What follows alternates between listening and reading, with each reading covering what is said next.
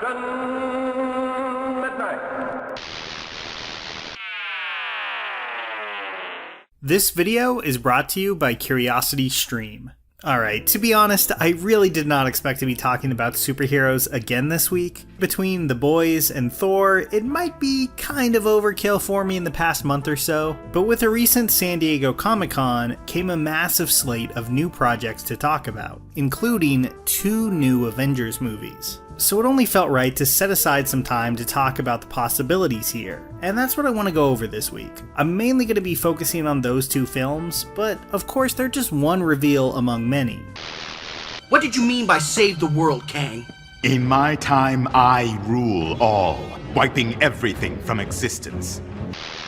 So before I dive into my thoughts here, I want to go on a little tangent about some of the other highlights, not including Wakanda Forever because we're so close to it that I'll just cover that film once it actually comes out. Some news I was really happy about was Daredevil Born Again getting officially announced. We already knew that a new Daredevil show that acted as a continuation of the Netflix series was on the way on Disney+, but what I didn't expect is that it would be 18 episodes long. That might actually be the most interesting part for me. With 18 episodes, I think they could really blend episodic and serialized storytelling in a way that the Netflix show could have really benefited from. Combining that season-long narrative with more episodic superhero and lawyer stories, filling out Matt Murdock's Hell's Kitchen in a way that's hard to do when you're committed to this 13 hours of a long movie structure. So I do really hope that's what they're moving towards. I'm curious to see how much the production will be changed though. Daredevil was a really well shot and grounded show with a mature tone. I still want to know if that will remain true for this, or if it'll go all in on the more MCU house style. I want this cast of characters to keep their identity, so I really hope that's not the case.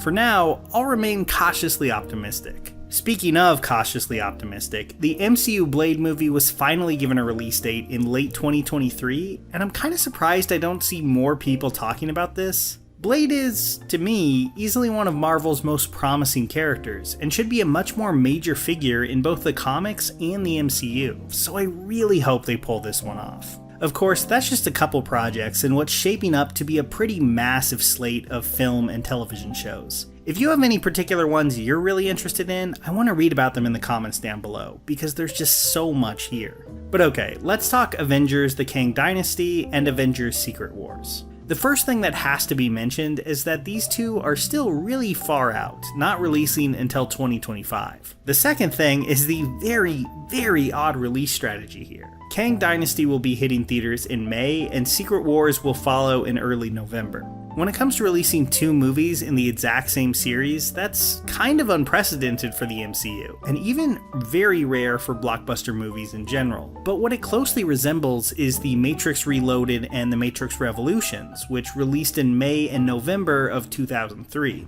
Now, that didn't end up being a very smart move for those movies, and it saw Revolutions take a massive hit at the box office. So when it comes to big mainstream blockbusters, I don't think that's really been attempted again, which might just be a warning for how this release schedule could play out. Of course, it's not a perfect comparison. For one thing, by the time these open, those Matrix movies will be over 20 years old. The industry and how people watch movies and talk about movies has changed a lot since then. And also, and I hate to admit this as someone who has a huge soft spot for Reloaded, those 2 movies weren't exactly well received by general audiences. If they had been, maybe this style of release would have worked really well. What makes it even stranger to me though is apparently these 2 movies will have different directors, with Shang-Chi helmer Destin Daniel Cretton taking on Kang Dynasty and an unannounced director taking over in Secret Wars. Where Infinity War and Endgame had a similar-ish tone in both films being from the same directors, these could end up being wildly different movies releasing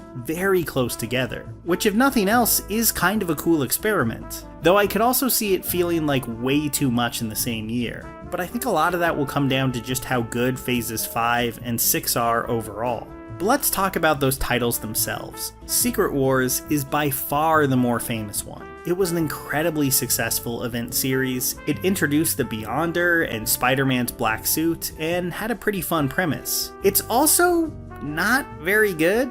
I know a lot of people will disagree with me on that, but in general, Secret Wars reads like a rush job created to sell toys, which is exactly what it was. That's not me being uncharitable to it either. Writer and editor Jim Shooter is very happy to admit this, saying, Mattel had a number of other requirements. Dr. Doom, they said, looked too medieval. His armor would have to be made more high-tech, so would Iron Man's, because their focus group indicated that kids reacted positively, etc. Okay, they said there needed to be new fortresses, vehicles, and weapons, because they wanted playsets, higher price point merchandise, and additional play value.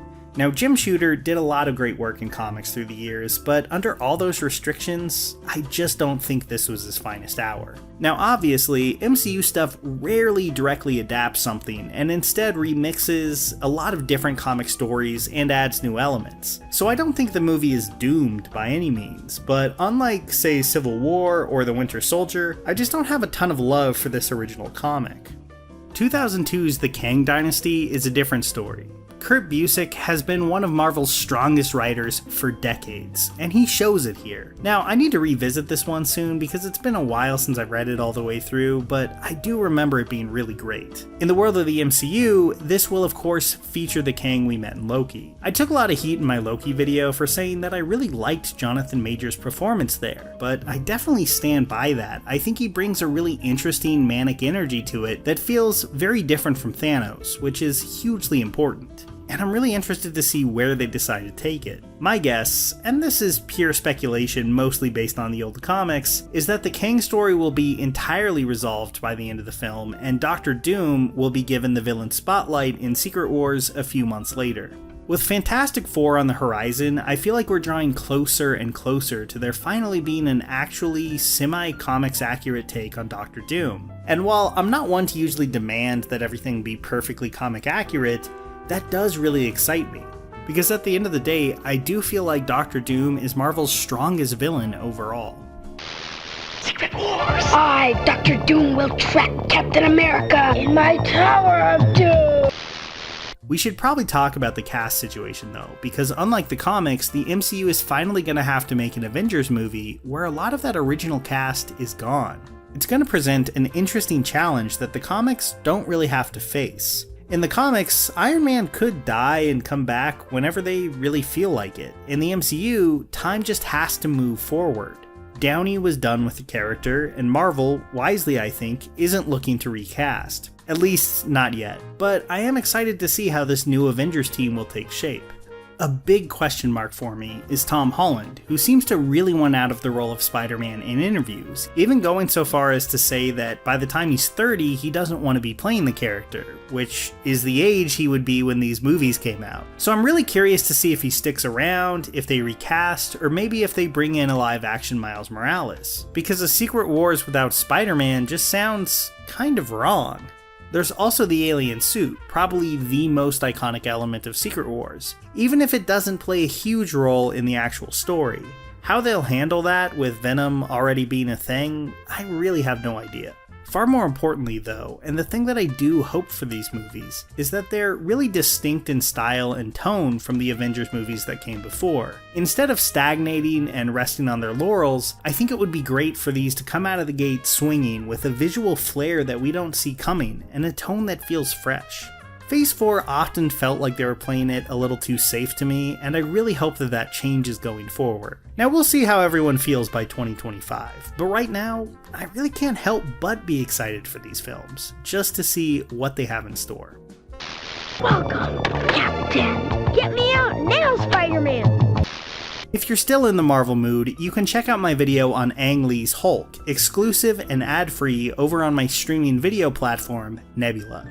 Nebula was created alongside creators like H. Bomber Guy, Cinema Wins, Patrick H. Willems, and so many more. And what I love about Nebula is it's creator-driven first, so things like YouTube's algorithm, bots, and ads just aren't an issue over there. Plus it's bundled with an amazing documentary streaming service, CuriosityStream. That's where I can watch really fun series like Inside the Mind of a Con Artist, an amazing show about the inner life of people addicted to pulling cons, something I've always found interesting. Of course, that's just the beginning, thanks to their docs on nature, science, tech, and way more. Literally thousands of documentaries. So sign up to CuriosityStream and you'll receive an email welcoming you to Nebula as well, getting both services for just $14.79 for an entire year. Sign up now by going to curiositystream.com/captainmidnight. That's curiositystream.com/captainmidnight. Here's a special tip for the fellas and girls who have not already joined Captain Midnight's new 1940 Flight Patrol. You'd better hurry up and join at once because there's a big adventure ahead. The thing to do now is to get started because we're going to have not only barrels of fun, but loads of free gifts and prizes too.